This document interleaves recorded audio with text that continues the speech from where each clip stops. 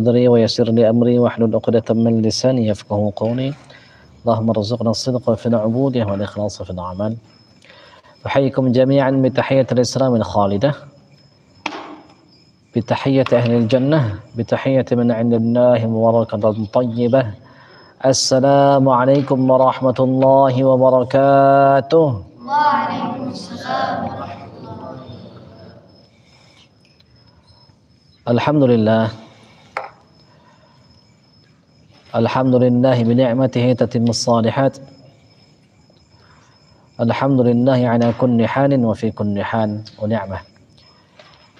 اللهم صل وسلم وبارك على سيدنا ومولانا محمد صلى الله عليه وسلم وعلى آله وأصحابه وأمته أجمعين إلى يوم الدين.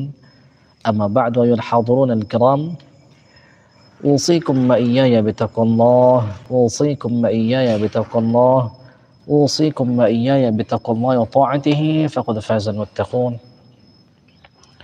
قال الله تعالى: أعوذ بالله من الشيطان الرجيم، وتزودوا فإن خير الزاد التقوى واتقون يا أولي الألباب. صدق الله العظيم وصدق رسوله النبي الكريم، ونحن على ذلك من الشاهدين والشاكرين، والحمد لله رب العالمين. اللهم انفعنا بما علمتنا وعلمنا ما ينفعنا وارزقنا علوما تنفعنا، ونعوذ بك من علم لا ينفع، ومن قلب لا يخشع، ومن نفس لا تشبع، ومن دعوة لا يستجاب لها. ونسألك علما نافعا وقلبا خاشعا ولسانا ذاكرا وعملا متقبلا وشفاء من كل داء وسقم ورزقا حلالا طيبا مباركا. يا ربنا يا ربنا يا ربنا زدنا علما وارزقنا فهما برحمتك التي وسعت كل شيء. اللهم يا معلم آدم علمنا، ويا مفهم سليمان فهمنا. ربنا آتنا رحمة من عندك وعلمنا من لدنك علما. ربنا هب لنا حكما وألحقنا بالصالحين، واجعلنا لسان صدق في الآخرين، واجعلنا من ورثة جنة النعيم. واغفر لآبائنا وأمهاتنا ولأهلينا وللمسلمين والمسلمات ولمشائخنا ولأساتذنا ولطلابنا ولتلاميذنا، ولا تخزنا يوم يبعثون، يوم لا ينفع مال ولا بنون إلا من أتى الله بقلب سليم. اللهم ألهمنا رشدنا، اللهم ألهمنا رشدنا، اللهم ألهمنا رشدنا. آمين يا رب العالمين. Alhamdulillah rabbil alamin. Kita bersyukur kepada Allah Subhanahu wa taala, dan bagaimana tidak kita bersyukur karena Dia yang tidak butuh disembah menciptakan kita untuk menyembahnya. Dia menciptakan kita untuk kita mengenalnya melalui ciptaan-ciptaannya, melalui ayat-ayatnya, ayat kauniyah maupun ayat qauliyah. Salah satunya adalah ayat qauliyah adalah Al-Quran. Dan kita bersyukur kepada Allah Subhanahu wa taala, mudah-mudahan kita berharap dengan rahmatnya yang meliputi segala sesuatu, diizinkannya kita, dipilihnya kita menjadi ibadul mustafa, sebagaimana yang disampaikannya, tsumma awrasnal kitabal ladzina astafaina min ibadina. Kemudian kami wariskan Al-Quran ini, kitab ini, kepada hamba-hamba yang kami pilih. Mudah-mudahan kita termasuk salah satu di antara mereka. Allahumma amin ya rabbal alamin. Kita bersalawat kepada Nabi Muhammad sallallahu alaihi wasallam, ahlul Quran yang sebenar-benarnya. Kana khuluqul Quran, akhlaknya adalah Al-Quran. Wa innaka la'ala khuluqin azim. Dia punya akhlak yang sangat agung sekali. Al-Quran yang berjalan. Kalau mau lihat Al-Quran bagaimana berjalan, Al-Quran yang berjalan ialah Rasulullah SAW. Nah, kita berharap kepada Allah Subhanahu wa taala, bukan cuman kita dikasih karunia untuk bisa menghafalkannya, bukan cuman hafal Al-Quran saja, tetapi tidak paham isinya, tetapi tidak mengamalkannya. Nah, kita berharap terus ditambah nikmatnya itu. Hafal satu ayat, coba diperhatikan artinya juga dilihat. Setidaknya baca berapa kali gitu. Pas mau menghafal minimal baca sekali. Setelah itu baca. Resapi maknanya. Walaupun kita nggak paham detail, misalnya belum bisa bahasa Arab, perhatikan. Karena Al-Quran ini petunjuk. Bagaimana dia mau menjadi petunjuk kalau kita tidak memahaminya? Pelan-pelan kita pahami. Nah, dengan mengikuti Rasul, bersalawat kepada Rasul, kita berharap mudah-mudahan ditambah nikmatnya. Allahumma amin ya rabbal alamin. Baik, kita lanjutkan bahasan kita. Bahasan kitab At-Tibyan fi Adabi Hamalatil Quran, kitab yang menjelaskan tentang adab-adab para pemikul Al-Quran. Kita mendoakan guru-guru kita, mudah-mudahan dengan keberkahan mereka tersinarilah hati kita dengan nur yang Allah Subhanahu wa taala berikan kepada mereka. Mudah-mudahan ilmunya bermanfaat untuk kita, bermanfaat di dunia maupun di akhirat.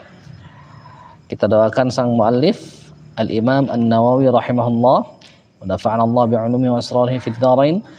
Mudah-mudahan Allah Subhanahu wa taala menerima amalnya, melapangkan kuburnya, menjadikannya taman di antara taman-taman surga, dan mudah-mudahan kita diizinkan oleh Allah Subhanahu wa taala untuk menjadi muridnya sehingga bisa mewarisi ilmu yang Allah berikan kepadanya. Allahumma amin. Ala hadhihi niyyah wa ala kulli niyatin salihah wa li tabaraka Allah ta'ala wa li syafa'ati Rasulillah sallallahu alaihi wasallam wa ila hadratin Nabil Mustafa sayyidina wa maulana Muhammadin sallallahu alaihi wasallam. Al-Fatihah.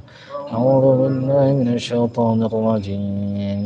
بسم الله الرحمن الرحيم.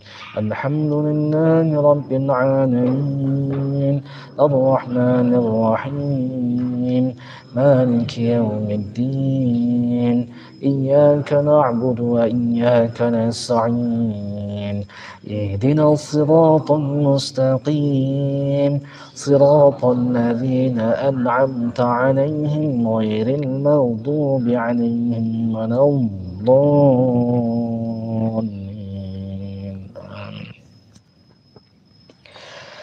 Ya, kita lanjutkan kembali bahasan kita. Terakhir kita membahas ada beberapa nasihat para kekasih Allah, yaitu nasihatnya Imam Al-Hasan Al-Basri yang dia mengatakan kepada murid-muridnya, dan mudah-mudahan karena perkataannya sampai kepada kita seolah-olah kita mendengar langsung dari beliau, yang dikutip oleh Imam An-Nawawi wa Al-Hasan Al-Basri rahimahullah ta'ala annahu qala innama kana qablakum rawal Qur'an rasaila min rabbihim. Sesungguhnya orang-orang sebelum kalian itu melihat Al-Quran itu sebagai surat, risalah dari Tuhan mereka. Fakanu yatadabbarunaha bil-lail, malam hari mereka mentadabburinya, memahaminya, membacanya. Wa yunfidhunaha fin nahar, dan kemudian mempraktekannya di siang hari. Jadi nanti kalau misalnya sudah selesai kita menghafalkan Al-Quran, malamnya dibaca, siangnya dipraktekkan. Siangnya kalau bisa dibaca juga, pagi, petang, siang, malam kita berusaha untuk baca terus. Tidak ada waktu kecuali kita isinya Al-Quran, baik itu membacanya atau mengamalkannya. Mengamalkannya bisa mengajarkannya atau mempraktekkan isinya. Misal di Al-Quran itu dia katakan ya ayyuhalladzina amanu dzkurullaha dzikran katsira wasabbihuhu bukratan wa asila. Wahai orang-orang beriman, ingatlah Allah itu dengan zikir yang banyak, berzikirlah dengan zikir yang banyak, ingat Allah, ingat yang banyak. Maka misalnya kita ingat Allah, dalam hati kita mengamalkan Al-Quran itu. Contohnya, jadi kita misalnya berzikir Allah, Allah, dalam hati kita, dalam hati kita niatkan untuk apa? Untuk mengamalkan ayat itu. Semakin hari misalnya kita semakin banyak cobaan, Maka dia katakan ya ayyuhalladzina amanu sabiru wa sabiru wa rabitu. Macam-macam cobaannya itu. Misalnya ada yang kena penyakit kulit, contohnya itu. Atau misalnya macam-macam. Kata Allah, isbiru wa sabiru wa rabitu. Bersabarlah, lipat gandakan kesabaranmu, ikat. Bersiagalah. Wattaqullaha la'allakum tuflihun. Bertakwalah kepada Allah agar kalian beruntung. Nah, maka kita mengamalkan itu. Ada dapat perlakuan yang tidak mengenakan dari tetangga, dari bawahan, dari teman, dari atasan, dari siapa aja. Ingat ayat ini, isbiru wa sabiru wa rabitu. Bersabarlah, lipat gandakan kesabaranmu, bersiap siagalah. Niatkan untuk mengamalkan itu, sehingga setiap saat kita mengamalkan itu. Waktu kita tertidur, ingat ayat Allahul ladzi yatawaffal anfusa hina mautiha wallati lam tamut fi manamiha. Allah yang mewafatkan seseorang, jiwa-jiwa Allah wafatkan itu ketika dia tidur. Allahul ladzi yatawaffal anfusa hina mautiha. Allah yang mewafatkan nafs jiwa-jiwa ketika dia sudah meninggal. Wallati lam tamut fi manamiha, dan juga orang yang belum meninggal waktu tidurnya. Oh, ini berarti Allah sedang mewafatkanku, berarti waktu tidur itu. Ingat ayat itu. Nah, sehingga setiap saat mudah-mudahan nanti Al-Qur'an itu mengalir ke dalam darah kita itu. Tidak ada satu sel pun kecuali isinya itu Al-Qur'an. Nah, kita berharap mudah-mudahan Allah mengaruniakan kepada kita yang begitu. Allahumma amin. Siapa yang mau begitu? Nah, kalau misalnya mau berusaha untuk sungguh-sungguh. Dia nggak butuh kita, kita yang butuh dia. Maka kita berpikir saja selaku orang yang butuh. Kita berpikir saja kita ini beribadah ke zat yang nggak butuh disembah. Maka nggak ada posisi tawar kita untuk dia, itu nggak ada. Bargaining position kita nggak punya. Kita hanya mengandalkan rahmatnya. Kita mengandalkan karunia-Nya. Nah, maka berpikirlah kita. Bagaimana caranya supaya dia tambah rahmat itu, dia tambah karunia itu, dia tambah nikmatnya itu kepada kita. Jelas sampai sini? Nah, berusaha amalkan. Berat. Ani nggak pernah bilang itu ringan, berat. Tetapi itulah harga yang harus kita bayar untuk menggapai kesempurnaan. Kecuali memang kita nggak dari dulu nggak pengen jadi hamba yang sempurna. Biasanya kalau orang-orang yang awam itu, dia menggapai kesempurnaan dengan menjadi pemimpin misalnya, atau kalau dia penyanyi menjadi idola. Kalau kita enggak, sempurnanya kita itu menjadi hamba. Hamba itu apa? Hakikatnya hina, hakikatnya dia butuh kepada Tuhannya itu. Maka kesempurnaan itu akan kita raih kalau misalnya kita semakin memahami hakikat kehambaan kita. Jelas sampai sini, jelas? Nah, biar kita faham. Itu kata Imam Al-Hasan Al-Basri. Kemudian kita juga sudah bahas kemarin perkataannya Imam Al-Fudail ibn Iyad. Kata Imam An-Nawawi wa 'an Al-Fudail ibn Iyad rahimahullah, yanbaghi li hamil al-Qur'an an la yakuna lahu hajatun ila ahadin min al-khulafa faman dunahum wa anhu aydan. Sudah sepatutnya bagi para pemikul Al-Quran, dia nggak punya hajat, dia nggak punya butuh kepada salah seorang di antara pejabat-pejabat, dan juga selain pejabat dia nggak punya. Hajatnya ke siapa? Hajatnya kepada Allah. Ini adalah sesuatu yang indah untuk didengar, mudah untuk dikatakan, tetapi susah untuk dikerjakan. Ingat-ingat, didengar wah begitu indahnya, diucapkan begitu mudahnya ngomongnya, dipraktekin susah. Makanya kita butuh latihan. Kan kemarin Buya ngajarin kita. Kata dia apa? Fa'lam annahu la ilaha illallah. Belajarlah, berilmulah, ketahuilah. Milikilah ilmu tentang apa? La ilaha illallah. Maka latihan. Belajar. Orang yang nggak belajar nggak mungkin dia ahli. Orang yang tidak latihan untuk bagaimana kalimat la ilaha illallah masuk ke dalam hatinya itu secara sempurna, tanpa belajar, tanpa latihan nggak mungkin. Tidak mungkin. Bahkan Nabi Muhammad SAW sekalipun karena manusia diajarkan oleh malaikat Jibril alaihissalam. Riyadhah di Gua Hira, bertahannuts, menyendiri untuk melatih itu. Akhirnya nikmatnya semakin tinggi, akhirnya kemudian melampaui segala makhluk. Nggak ada yang lebih tinggi dari Nabi Muhammad SAW. Nah maka jangan sekali-kali kita punya hajat kepada siapapun juga lain, tapi kalau misalnya kita berikhtiar lain.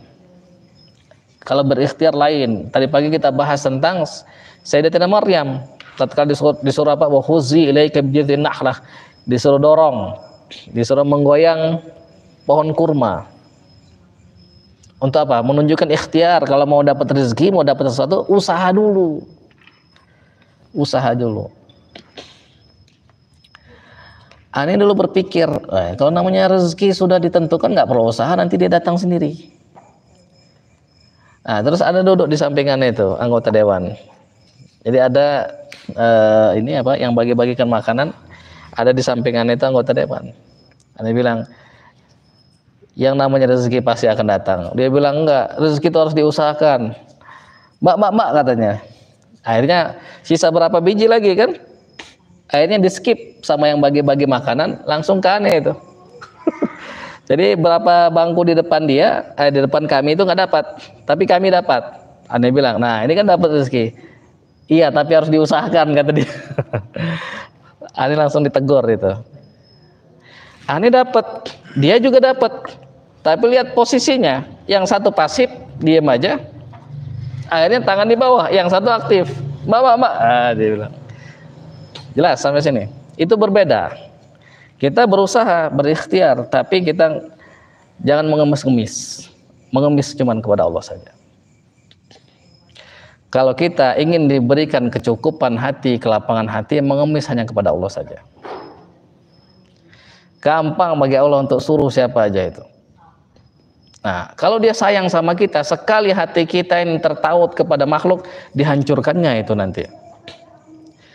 Misal kita tertaut sama perusahaan kita, bisa jadi nanti perusahaan dibangkrutkan sama Allah. Terus dikasihnya lagi rezeki dari sisi yang lain. Tertaut lagi nanti di sana, dihancurkan lagi. Kalau kita nggak paham, hancur terus nanti.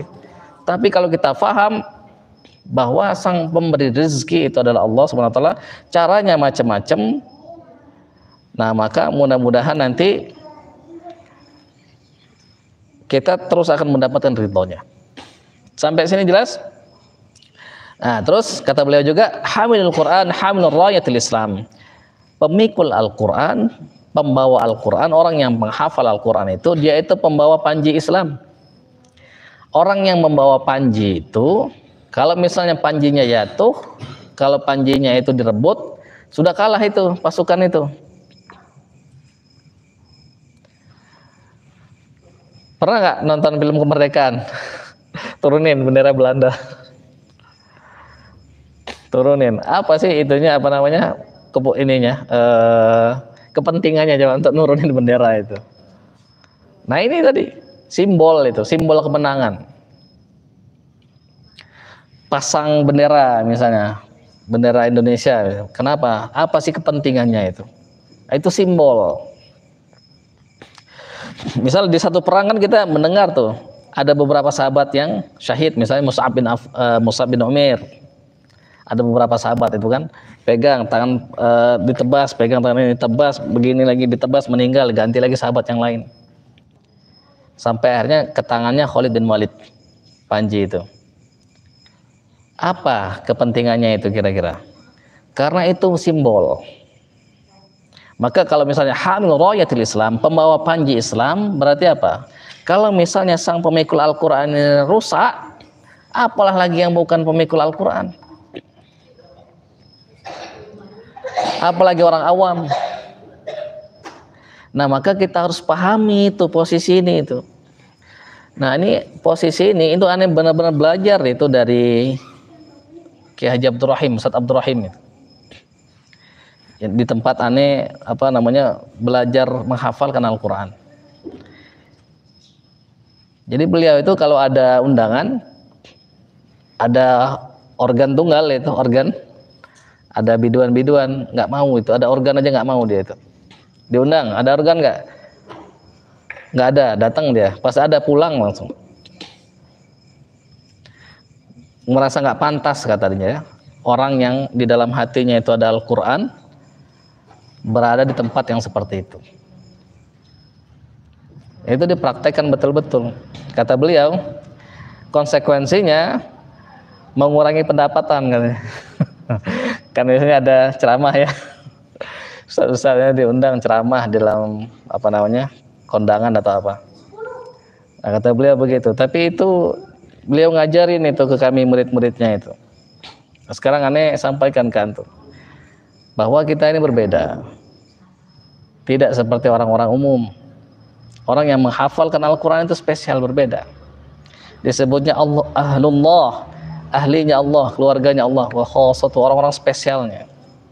Maka kata beliau, kata Fudhail bin Iyad, la yanbaghi lahu ayyalhuwa ma'aman yalhu. Jadi nggak pantas dia itu ketika ada orang lain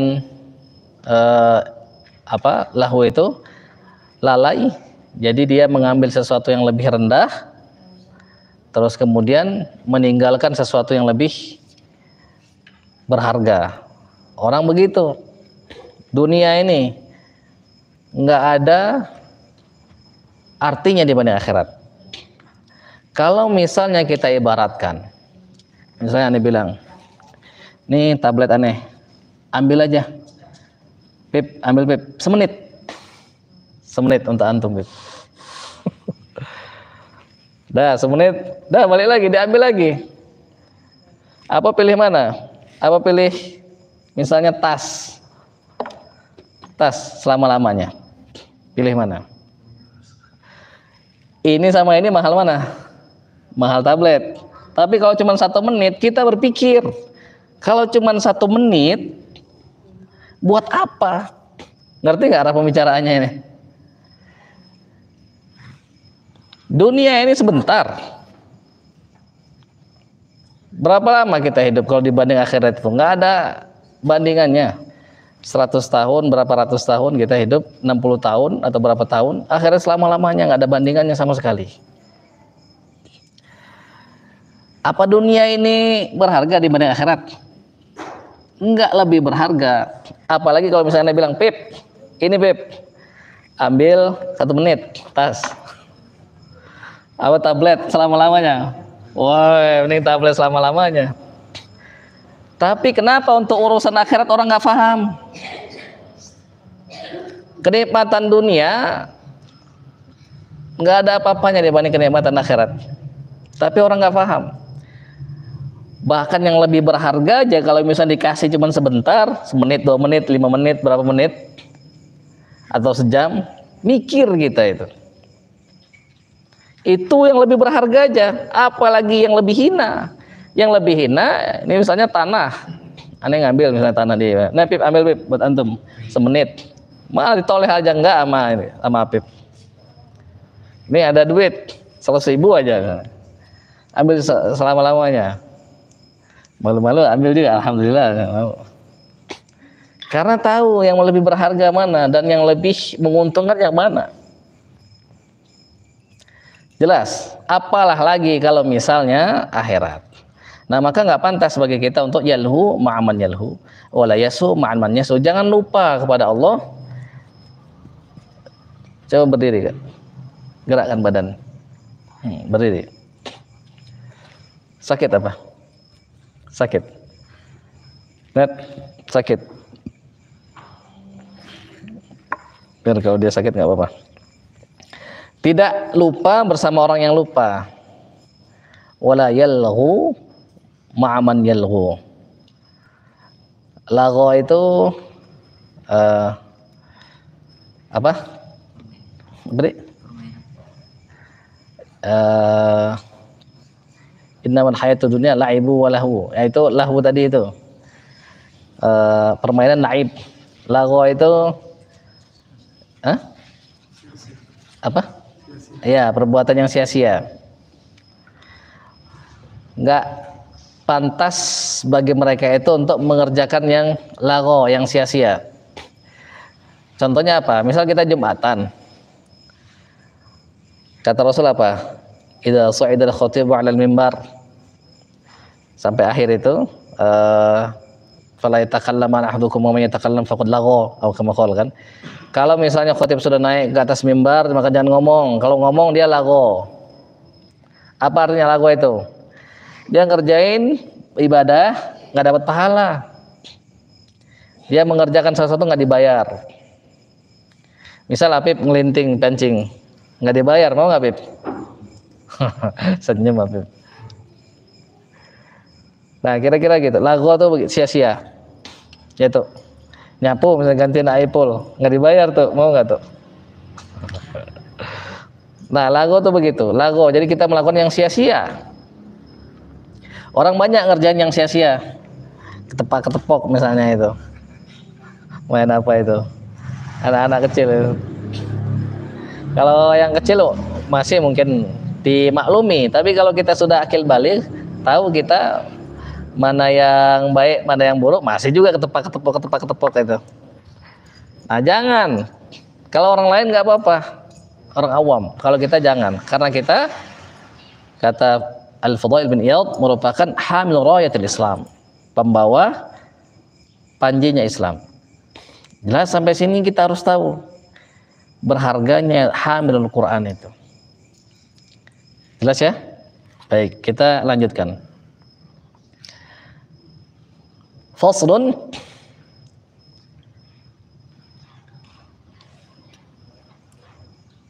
wa min ahammi ma yu'maru bihi ay yahdhara kullal hadri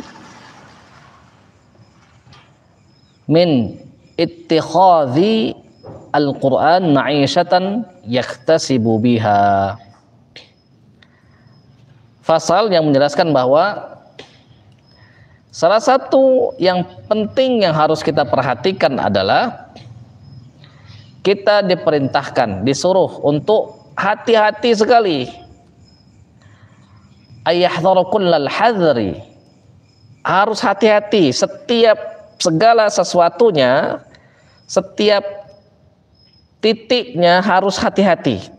Setiap segala sesuatu yang berkaitan dengan ini harus hati-hati. Apa itu? Min ittikhadil Qur'an ma'isyatan, dari menjadikan Al-Qur'an itu sebagai penghidupan. Yaktasibu biha, jadi profesinya, yang dia hidup dengan Al-Qur'an itu. Faqad ja'ana Abdurrahman ibn Shibli radhiyallahu an. Jadi Abdurrahman ibn Shibli, bukan Abu Bakar Asy-Syibli, beda. Ini sahabat. Abu Bakar Asy-Syibli, Abdurrahman ibn Shibli ini sahabat. Kalau yang Syekh Dalf, Syekh Abu Bakar Asy-Syibli itu beda. Yang kemarin cerita beliau gubernur itu, Imam Asy-Syibli, itu beda. Ini sahabat Rasul. Jadi kata beliau, kalau Rasulullah SAW bersabda, Iqra'ul Qur'an, baca Al-Quran, wala ta'kulu bihi, jangan makan darinya, wala tajfu anhu, jangan menjauhinya. Ingat enggak waktu subuh Jumat kita baca, tatajafa junubuhum 'anil madaji'i yad'una rabbahum khaufan wa tama'a wa mimma razaqnahum yunfiqun. Lambung mereka itu jauh dari tempat tidurnya. Tatajafa junubuhum 'anil madaji', jauh lambungnya dari tempat tidurnya itu. Yad'una rabbahum khaufan wa tama'a, mereka berdoa kepada Allah takut dengan harap, dengan penuh ingin berdoa kepada Tuhannya, jauh lambungnya itu. Nah, pas kita baca ayat itu kita bermohon kepada Allah, ya Allah, kapan aku menjadi orang-orang yang seperti itu? Kapan aku termasuk orang-orang yang seperti itu? Jadi lambungnya itu jauh dari tempat tidurnya itu. Nah, ini jangan dijauhi Al-Qur'an itu. Qul tajifu anhu, jangan jauh dari Al-Qur'an. Kalau orang awam jauh dari Al-Qur'annya berbeda dengan orang yang ahlul Qur'an. Kalau orang awam misalnya bagi mereka ngaji misalnya 1 juz sehari sudah bagus. Bagi kita 1 juz nggak bagus bagi kita.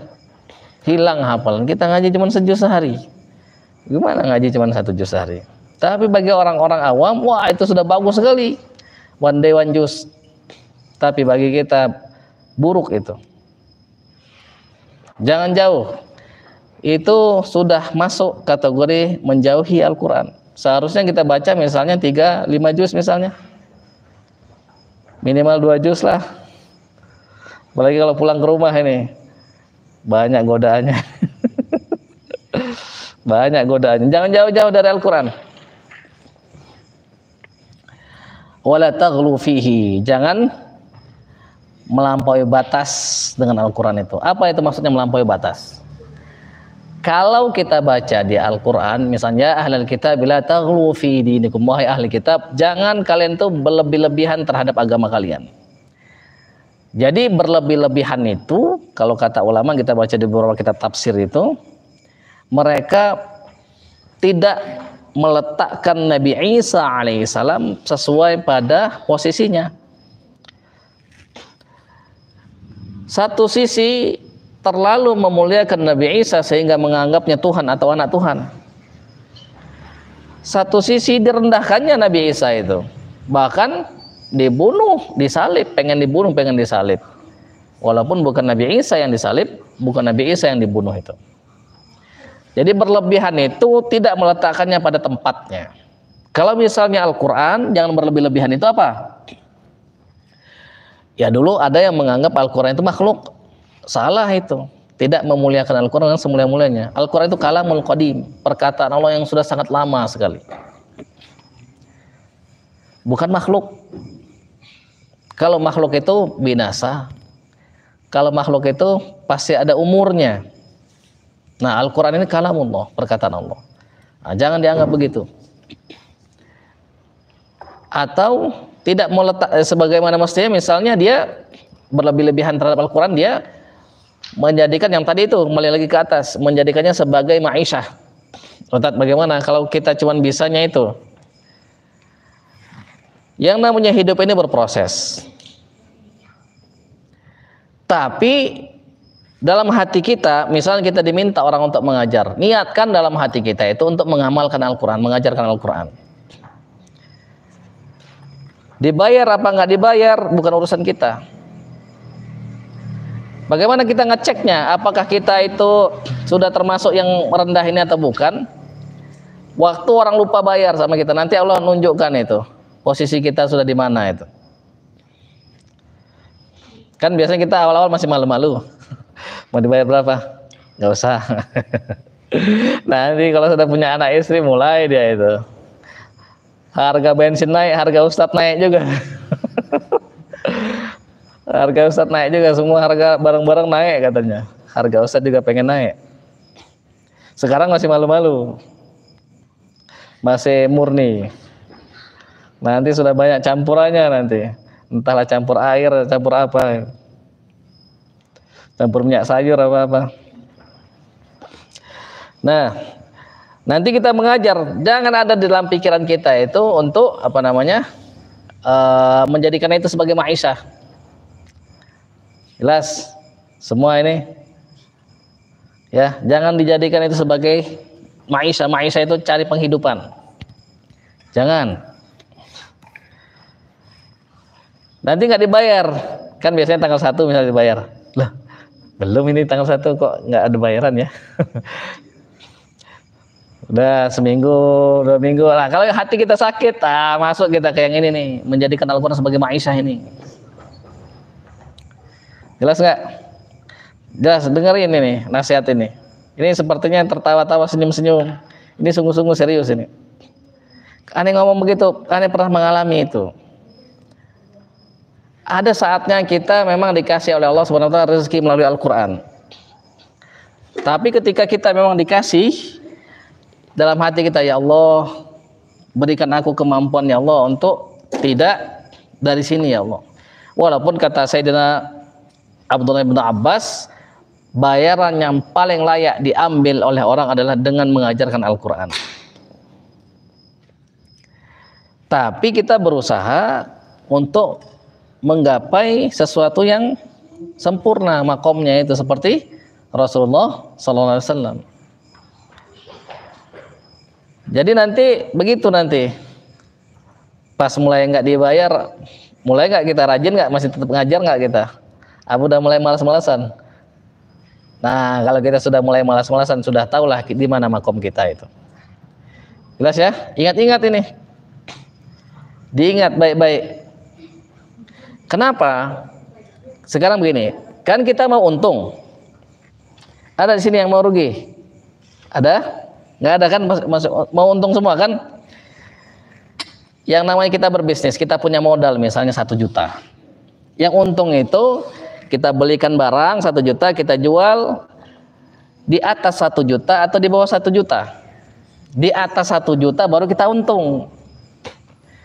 Jelas nggak sampai sini? Kita punya modal 1 juta belikan barang, maka kita berbisnis, kita jual menjadi 1,5 juta, untung kita.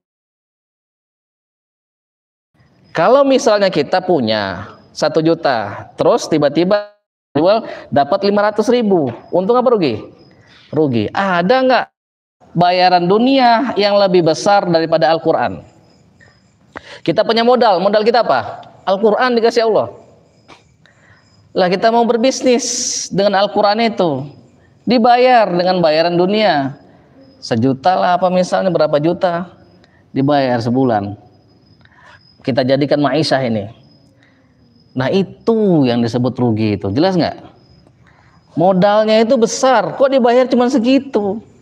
Sehingga yang seharusnya nanti kita dibayar itu berkali-kali lipat tanpa kita bisa tahu berapa jumlahnya itu, nggak jadi itu.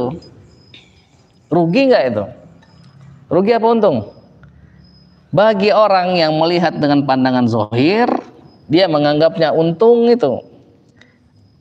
Dia pandangan zahir, belajar Al-Quran misalnya, belajar nggak bayar misalnya, gratis, ngajar dibayar, oh untung itu kata dia. Itu pandangan zahir, buta mata hatinya itu. Jelas sampai sini? Jelas ya?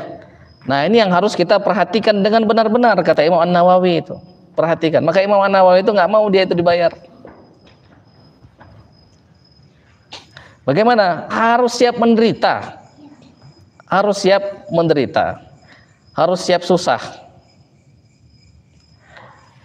dan bangun kemampuan di sisi lain. Pas kita dapat, ya Allah sekarang aku memang belum mampu ya Allah, tapi ini hakikatnya darimu ya Allah. Sekarang aku belum mampu memang, tapi aku berusaha untuk memampukan diri. Al-Quran tetap kita amalkan, tetap kita ajarkan, tetap. Mau nanti perkara dapat dari sana apa enggak, bukan konsentrasi kita. Jelas sampai sini? Bagi yang punya profesi ngajar ya, ya tetap ngajar. Yang aneh izinkan ngajar, ada yang minta ngajar. Oke, siapa ajar? Kan dievaluasi itu. Dievaluasi terus. Bagaimana hafalannya, bagaimana ziyadahnya, bagaimana apa dia masih nggak memperhatikan jam mengajinya, bagaimana hatinya sudah mulai terkotori belum oleh rupiah. Kalau dari rupiah aja sudah mengotorinya, apalagi dolar, apalagi dirham, apalagi dinar. Nah ini repot nanti. Jelas? Sehingga modal kita yang besar itu harusnya mendatangkan keuntungan yang jauh berkali-kali lipat lebih besar lagi. Nah makanya kita nggak boleh untuk menjadikannya sebagai ma'isyah. Nah untuk lebih jelasnya kita baca paragraf yang selanjutnya satu lagi.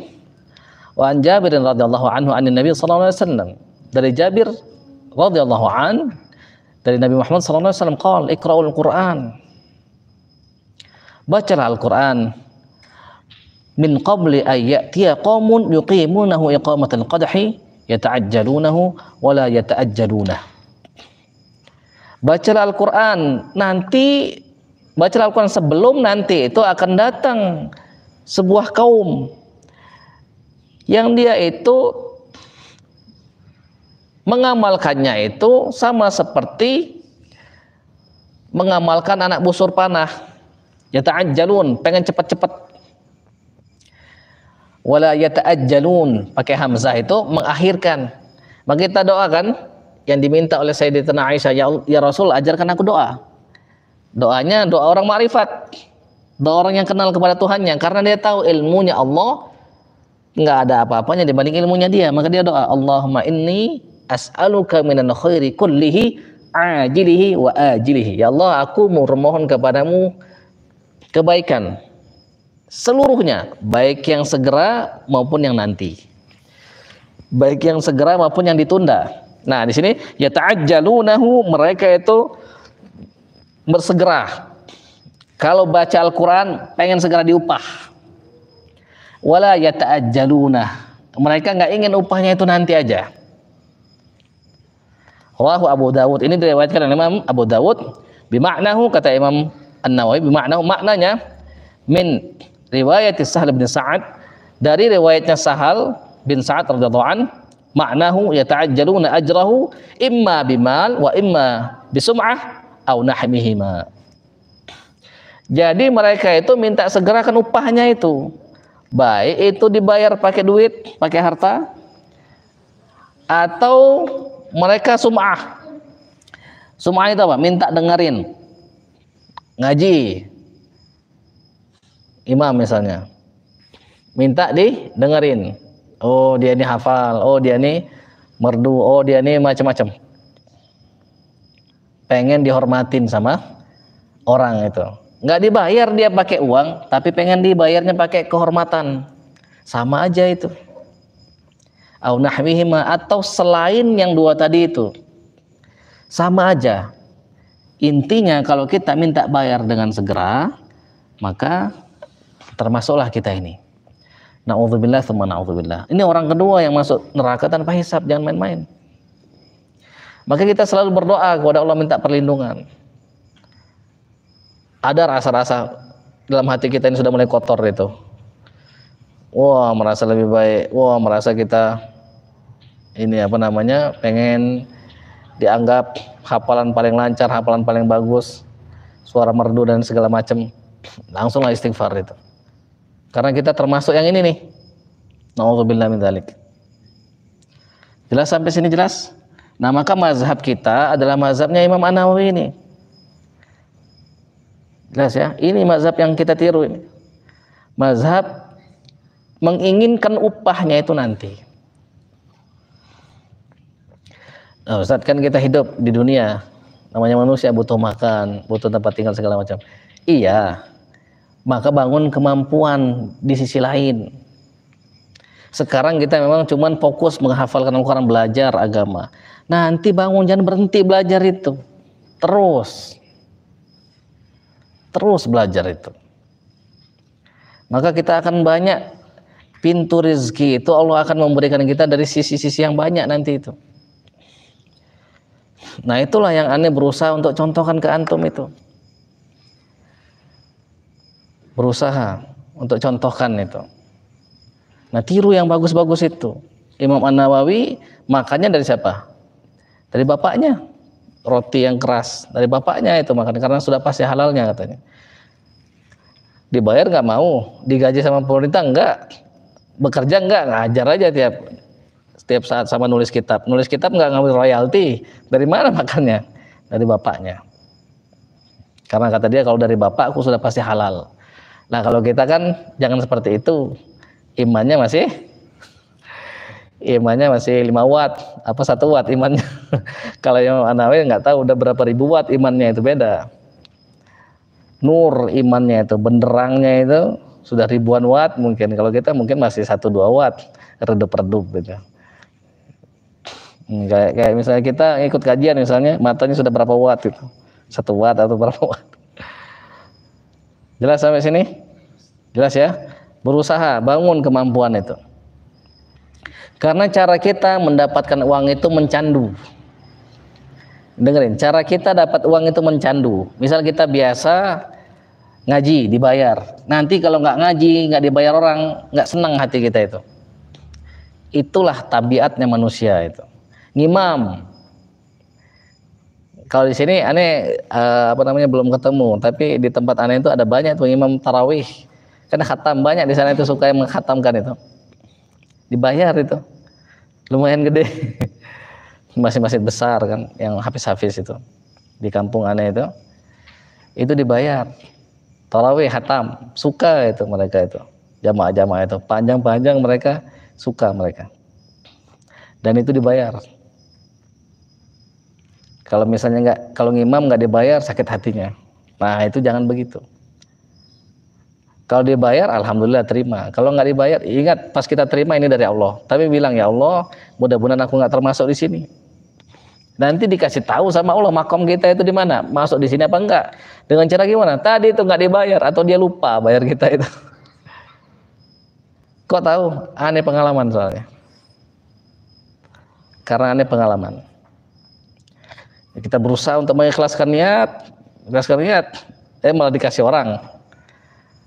Awalnya kita nggak mau terima, lama-lama nggak enak juga terima, lama-lama dia lupa ngasih. Nah kita tahu makom kita di mana. Apa Ustadz amplop, apa Ustadz ini yang ikhlas ya? Tahu ngerti Pip maksudnya Ustadz amplop Pip? Ngerti ya?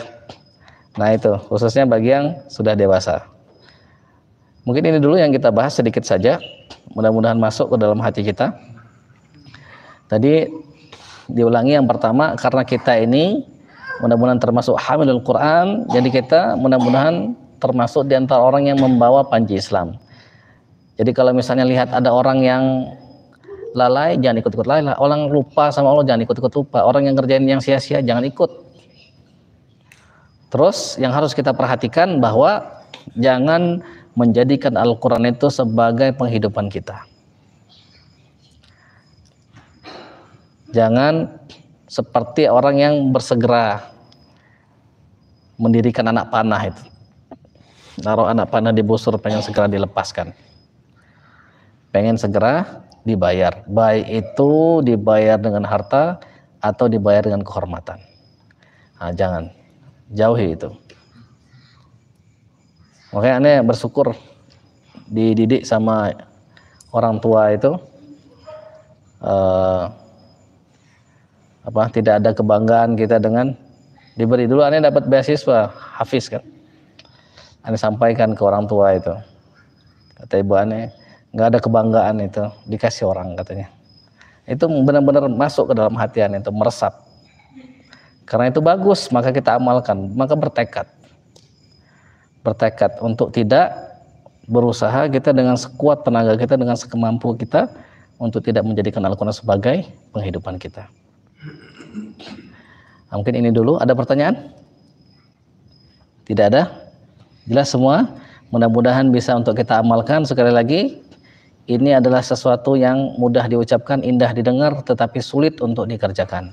Maka kita bertawakal kepada Allah. Mudah-mudahan Allah Subhanahu wa taala memberikan kita kekuatan, memberikan kita taufik, kesesuaian keinginan, memberikan kita hidayah, sehingga mudah-mudahan kita bisa menjaga adabnya ini.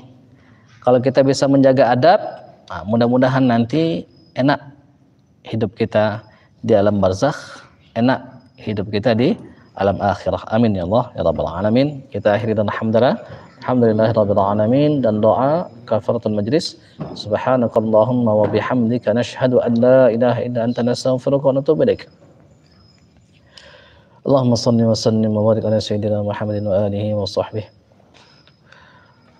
اللهم إنا نسألك بكل اسم هو لك سميت به نفسك أو أنزلته في كتابك أو علمته أحدا من خلقك أو استأثرت به في علم الغيب عندك أن تجعل القرآن الكريم ربيع قلوبنا ونور أبصارنا وشفاء صدورنا وجلاء أحزاننا وذهاب همومنا وغمومنا اللهم ذكرنا منه ما نسينا وعلمنا منه ما جهلنا وارزقنا تلاوته آناء الليل وآناء النهار على النحو الذي يرضيك عنا واجعله شفيعا لنا يوم لا ينفع مال ولا بنون إلا من أتى الله بقلب سليم.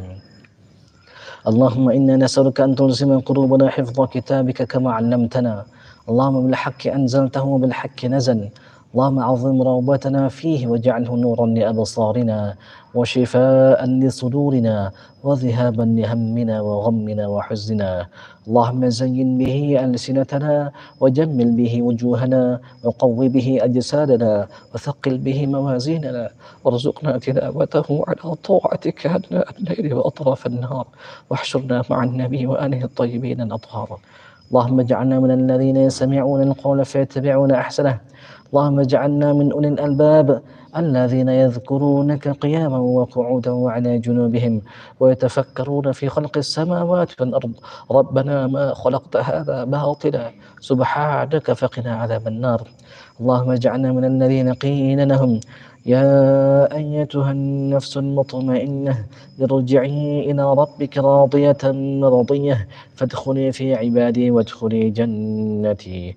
اللهم اجعلنا ممن وجوه يومئذ ناظرة إلى ربها ناظرة ولا تجعلنا ممن وجوه يومئذ باسرة تظن أن يفعل بها فاقرة. اللهم ارزقنا حبك وحب القرآن وحب نبيك سيدنا ومولانا وحبيبنا وشفيعنا محمد صلى الله عليه وسلم وحب من يحبك وحب العمل الذي يبلغنا حبك وحب القرآن وحب نبيك سيدنا ومولانا محمد صلى الله عليه وسلم. سبحان ربنا رب العزة عما يصفون وسلام على المرسلين والأولياء الصالحين والحمد لله رب العالمين. السلام عليكم ورحمة الله وبركاته. السلام.